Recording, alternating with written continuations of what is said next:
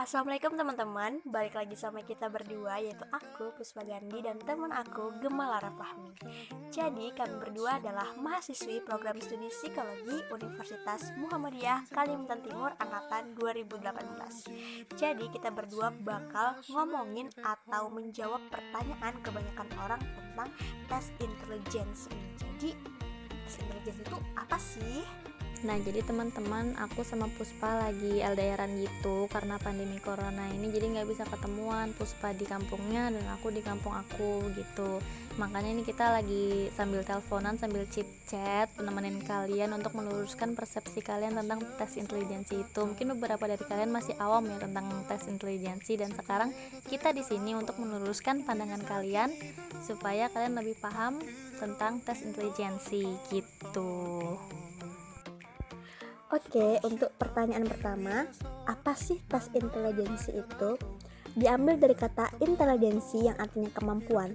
Jadi, tes kemampuan ini adalah untuk mengetahui prestasi maksimal yang diperlukan dalam meneliti kemampuan dan kecakapan. Sedangkan kecakapan adalah potensi seseorang untuk memperoleh tindakan melalui pelatihan. Nah, kecerdasan ini juga erat banget kaitannya dengan kemampuan kognitif yang dimiliki oleh individu. Jadi gitu. Nah, untuk pertanyaan kedua, biasanya tes intelijensi ini dilakukan untuk tujuan apa aja sih?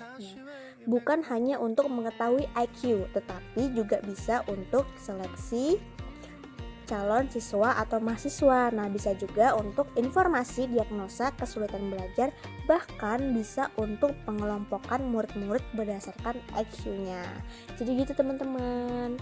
Selanjutnya untuk pertanyaan ketiga, apa manfaat dilakukannya tes intelijensi? Nah, secara umum manfaatnya adalah bisa untuk mengukur kemampuan akademik di sekolah, bisa untuk jadi bahan pertimbangan dalam memilih jurusan, studi atau karir, bisa juga memprediksi kemampuan kerja, bisa mengetahui kemampuan analisis dan pemecahan masalah, dan bisa juga menilai hambatan intelektual gitu.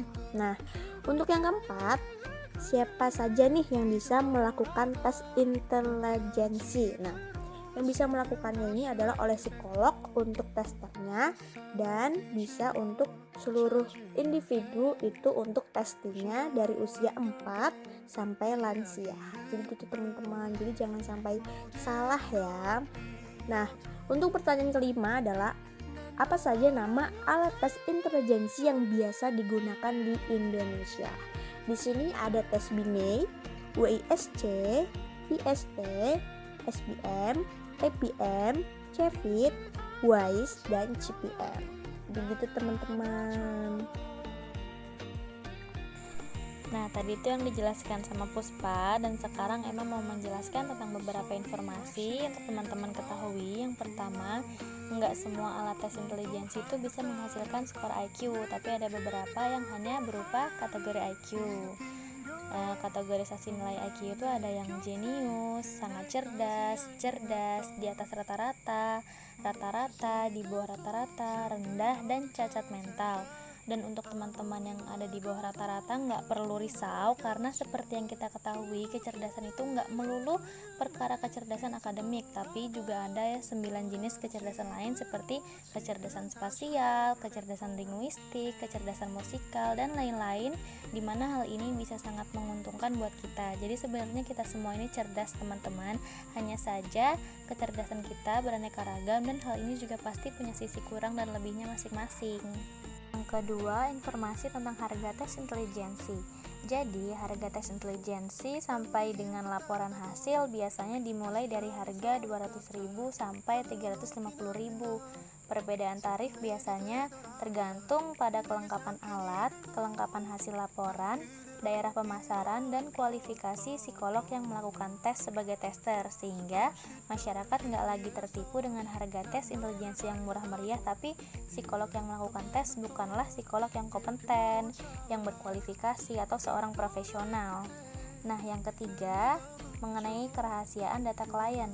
Data klien dan hasil tes adalah kerahasiaan yang harus dipegang hanya oleh psikolog yang melakukan tes dan tidak untuk disebarluaskan. Hal ini juga tercantum dalam buku Kode Etik Profesi Psikologi pasal 23 ayat 1 poin C yang berbunyi, Psikolog dan atau ilmuwan psikologi menjaga kerahasiaan klien dalam hal pencatatan, penyimpanan, pemindahan, dan pemusnahan catatan atau data di bawah pengawasan. Selanjutnya yang terakhir, penting untuk melakukan tes intelijensi sesuai dengan usia anak untuk mengetahui perkembangan mental yang sesuai dengan usianya. Selain itu, orang tua tidak perlu memaksakan anak yang belum memasuki usia SD untuk melakukan tes intelijensi dengan tujuan ingin melihat minat bakat, karena tes intelijensi dan tes minat bakat adalah bentuk tes yang berbeda.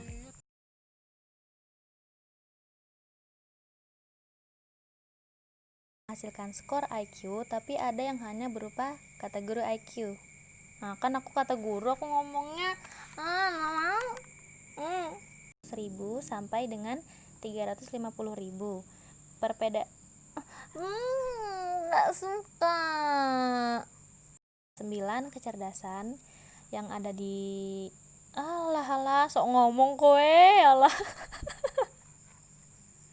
Terus apa ya, pokoknya suka baju yang kainnya jatuh, detailnya itu detail yang soft, yang kalau bisa tuh ada kan kalau di detail iketan tuh gimana sih nyebutnya, bingung aku.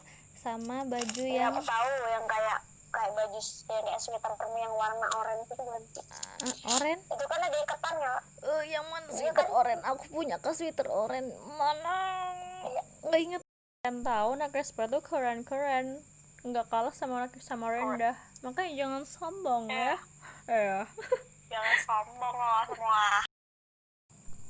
Ih, nggak bisa dibiarin kalau kayak gitu. Kita harus belajar menanam, bukan Ya masalahnya aku belum tahu cara kendaliin supaya dia nggak muncul lagi tuh gimana, supaya dia, makanya aku tuh berusaha kayak ngelakuin sesuatu.